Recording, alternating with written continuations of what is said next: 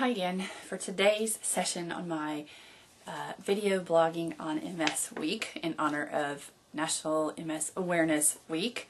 First of all, I'm wearing my orange t-shirt. I know it's kind of an old t-shirt, but it was the only thing orange I could find this morning. So I thought today what I might do is go through and answer some facts because, like I said yesterday, knowing kind of the facts about MS were something that really made it easy for me to digest and kind of calm. So I thought I would, I have a combination here, and yes, I have note cards today, total utter goober, but a combination of common facts, questions about MS, and then things that I personally get asked a lot also.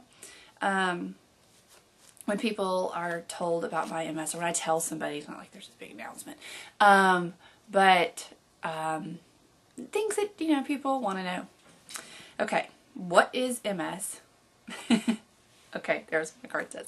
MS is an autoimmune disorder, and what that means is that your immune system is attacking your own body. Instead of attacking bad things, it's attacking good things. In the case of MS, it's attacking your central nervous system.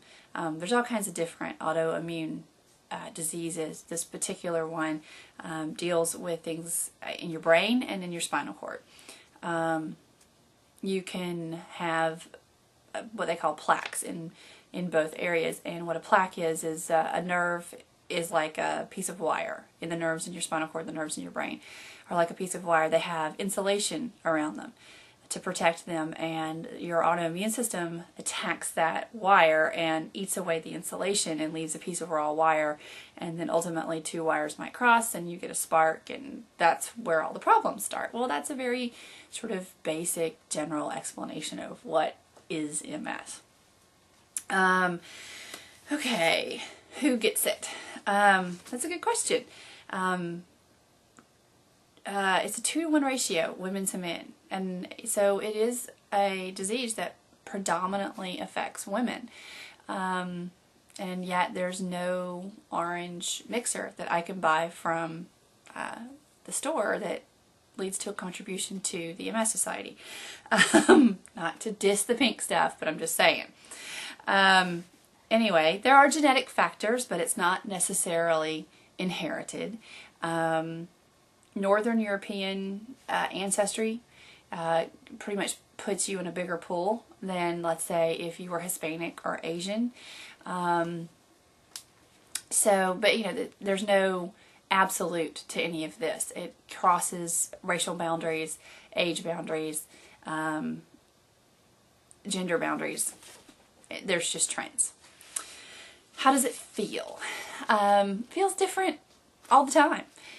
It's not the same for any two people, and it's not the same for me 2 days in a row sometimes. Predominantly the symptoms that I tend to get are numbness and tingling. There have been times when it's been all on one side of my body. There's been times when it's been only on the bottom extremities, like my feet and legs. There's been times when it's only been in my hands. I have had one instance where there was a very small bit of something called optic neuritis, which is where it affects your vision. You know, there have been times when I felt it in my trunk. It's different. Obviously you have nerves all over your body, and so it can affect really any portion of your body. A lot of times it might make someone seem sluggish or almost drunk. I laugh, someone told me one of the hidden benefits is that you can always claim that, you know, any time someone accuses you of being drunk, you can just say, oh no, it's my MS. Slurred speech, slow cognitive thought, all these are things that can be affected. Next card. Okay, is it fatal? I touched on this a little bit yesterday, and the answer is almost never. Yes, there are rare cases where it's been so bad in someone that it has affected their brain so badly that it leads to death. But it's a very rare thing, and just like almost any disease, there is going to be some rare instance where someone got it so bad that it affected every other organ in their body or something like that, and it led to something that generally doesn't. But in a broad generalization, MS patients live a fairly normal life expectancy. One of those you stand a better chance of getting hit by a bus situations. Okay, is there, oh wait, I almost skipped a card. Will you be in a wheelchair? Love, one day. Love this question. Well, you can't, never say never is what they tell you. I personally have not ever had a symptom that would lead to needing assistance. That's not to say that one day I won't. And I'm okay with that. I've made my peace with that. I'm kind of going to lean towards the rocking scooters, I think.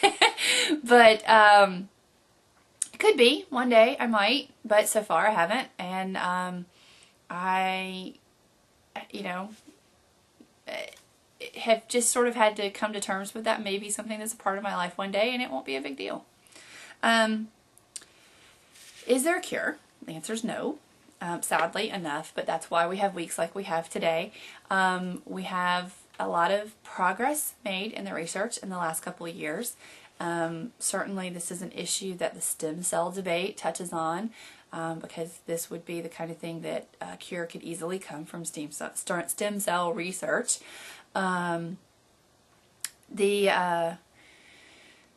It's better than it's ever been. There's a lot of medication that didn't used to exist.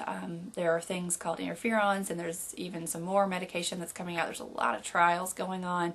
But basically what the medication does is curb the disease, curb the symptoms, curb the progress, especially for people who have relapsing remitting disease, which I guess is something I should have touched on at some point. There's two forms of MS. There's relapsing remitting, which is what I have and what a large amount of people have, where you have symptoms, they're treated, they go away, you live life, and then you have an exacerbation again for whatever reason. Something happens, you have, and two wires cross, and you have a situation, it's treated, and it goes away. And this is sort of a cycle. Some people's cycles are shorter, some people's are longer. It's different. Then there's progressive, which means that basically it's there all the time, and it gets progressively worse over time. Are you locked into one or the other forever? No, you can cross boundaries between the two forms. It's a lovely non-standard disease this way. But back to medication. There are medications that sort of reduce the symptoms, reduce the time between exacerbations, increase the time between exacerbations. And also steroids, typical steroid treatment that you would see for any kind of anything that caused inflammation or injury, or that you get when you have asthma or anything else. The same kind of steroids treat the symptoms and kind of reduce the inflammation in your body, and that seems to help with symptoms as well. Does your employer know you have MS? It's a very touchy subject for some people. My answer for me is absolutely. They've known from the first day I thought I had it. I've talked about it openly. It's never been a secret. The Americans with Disabilities Act certainly protects you from being fired for having MS.